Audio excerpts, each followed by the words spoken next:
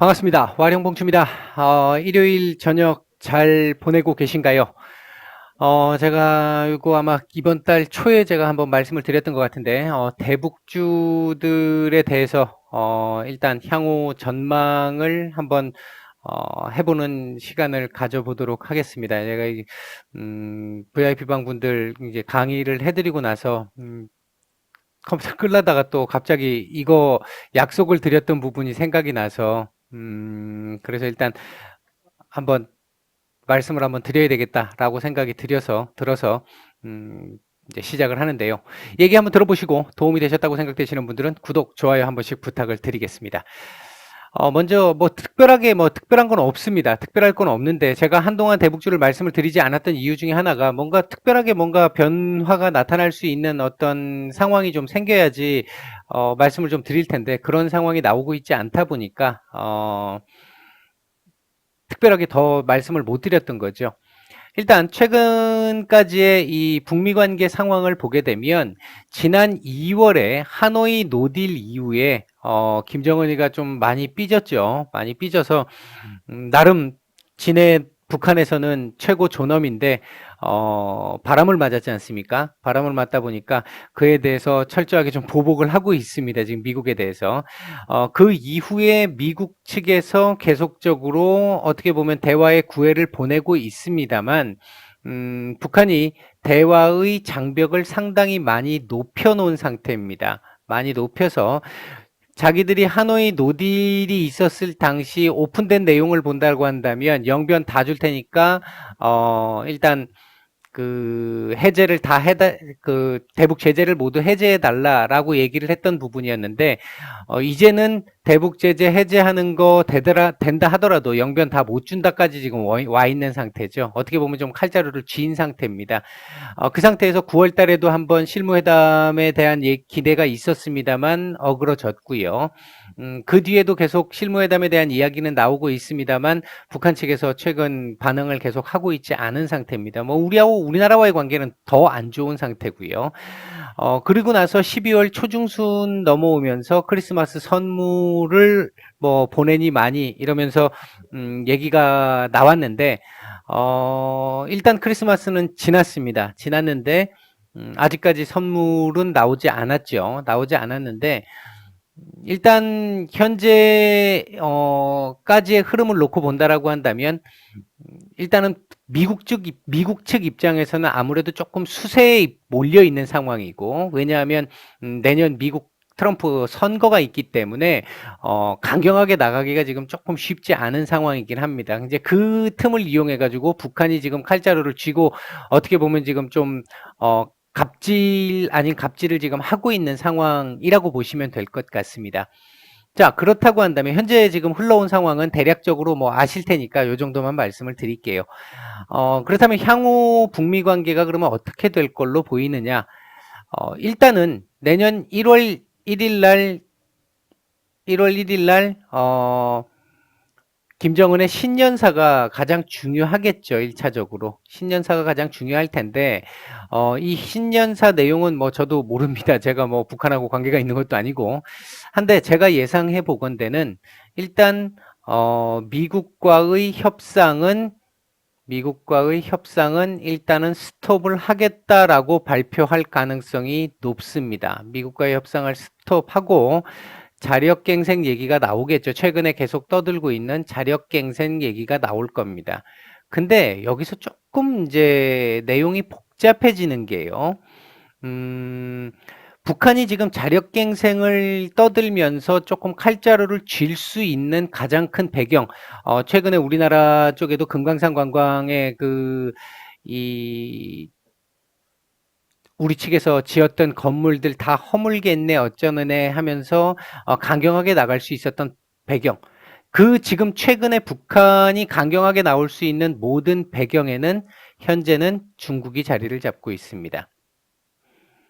작년 북한 관광객들이 뭐 120만 명 정도 됐다라고 하는데 그 중에 대다수가 중국 관광객이라고 하죠.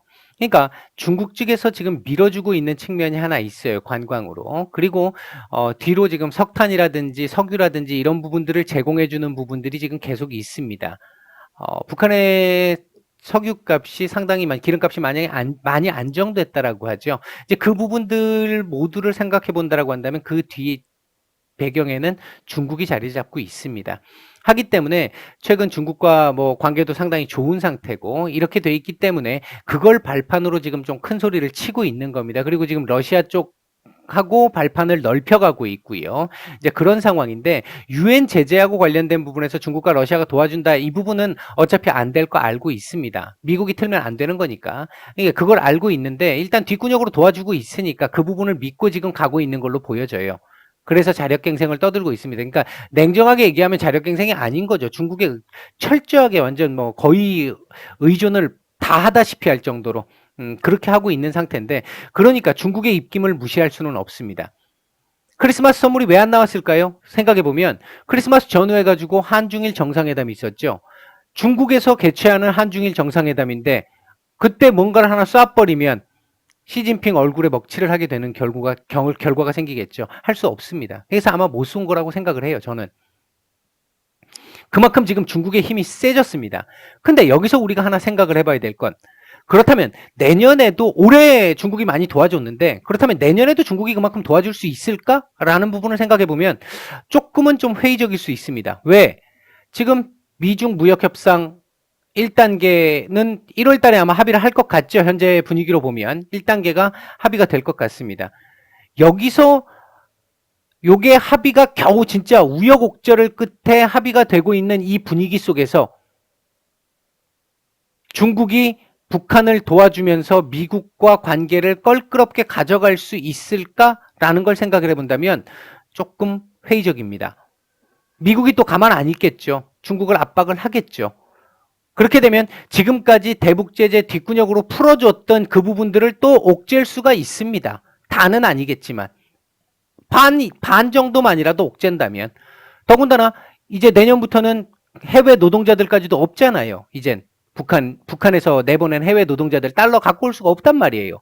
그렇게 놓고 따진다고 한다면 중국의 입김이 더욱더 중요해지는데 중국이 미국과의 관계 때문에 눈치를 본다고 올해만큼 못 도와줄 수 있다는 겁니다. 내년 김정은이 자신이 밝힌 경제개발 5개년 계획의 마지막 해잖아요. 뭔가 나와야 돼요. 그러면 미국 측을 향해서 막 나갈 수는 없다는 거죠. 그렇다고 숙이고 들어갈 수 있을까 생각해보면 쉽지 않죠. 왜? 나름 북한의 최고 존엄인데 북한 최고 존엄이 내뱉었던 말이 있었죠. 금년 말까지 미국이 변화된 계산법 가지고 나오지 않으면 우리 협상 안 할 거다라는 얘기를 뱉었습니다. 협상 시한 이제 이틀 남았죠. 오늘 빼면. 될 가능성 없다고 보입니다. 그렇다고 한다면 내년에 넘어갔어요. 내년 1월이 됐어요. 1월이 됐는데 아무것도 없습니다. 근데 김정은이가 미국하고 관계에서 아직 아무것도 없긴 한데 우리가 조금 더 기다려가지고 협상을 한번 해보겠습니다. 라고 발표할 수 있을까요? 과연? 불가능하겠죠. 그럼 어떻게 될까요? 일단 1월 달에 신년사 강경하게 나올 가능성 높습니다.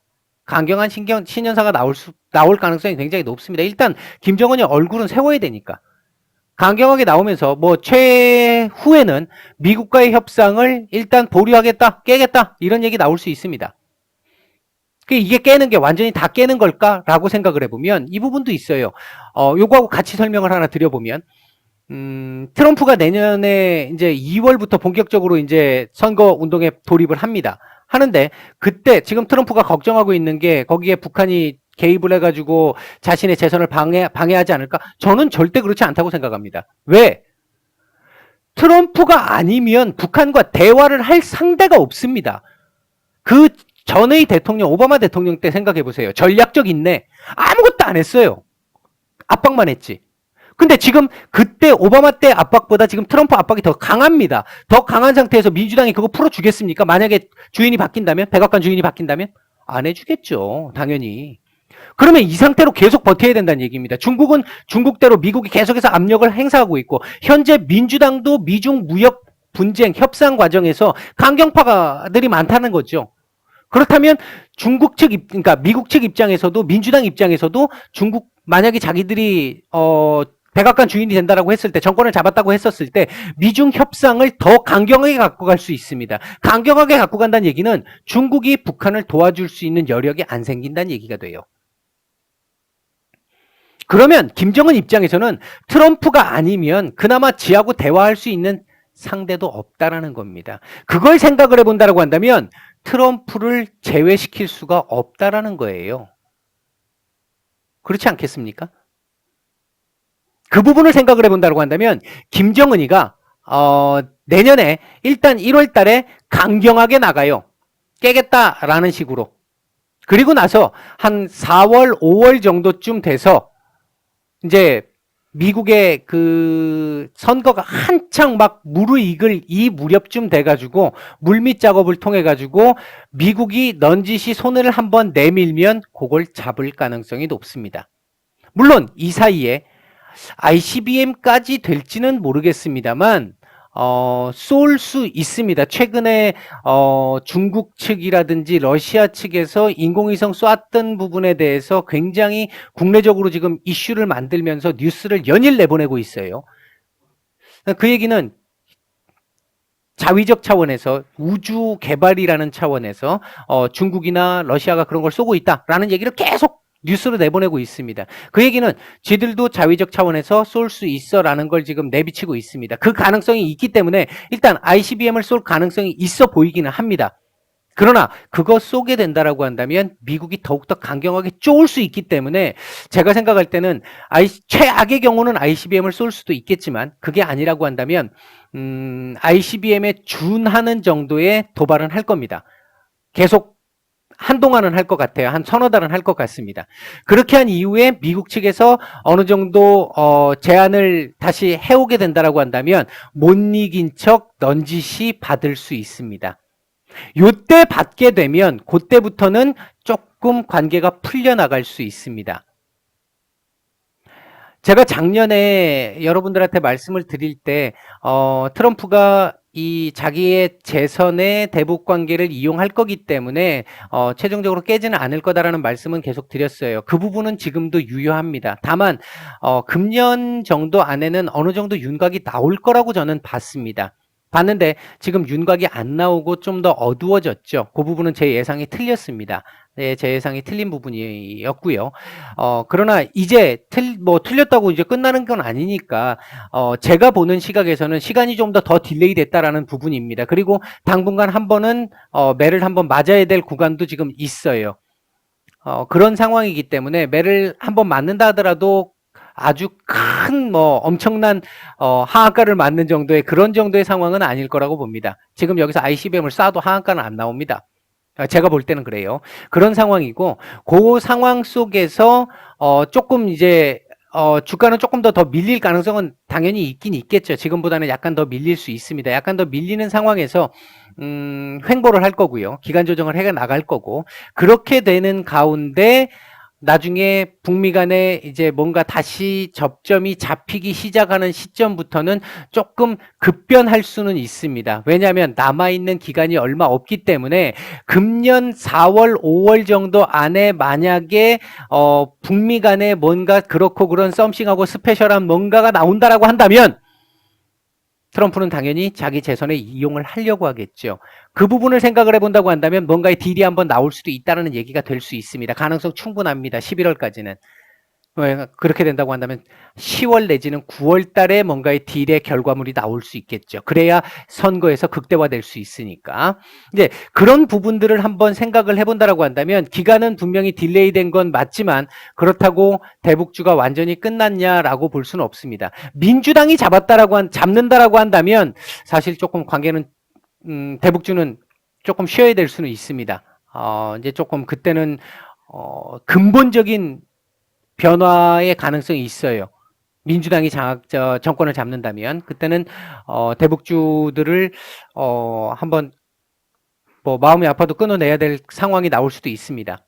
그러나 그게 아니라고 한다면 충분히 제가 봤을 때는 시간 더 투자를 해야 할 상황이기는 분명하고요. 시간이 투자된다라고 한다면 제가 처음 봤던 거 이상도 갈 수 있습니다. 대북주의 어떤 이 파동이 제가 생각했던 파동보다도 더 큰 파동이 나올 가능성도 있습니다.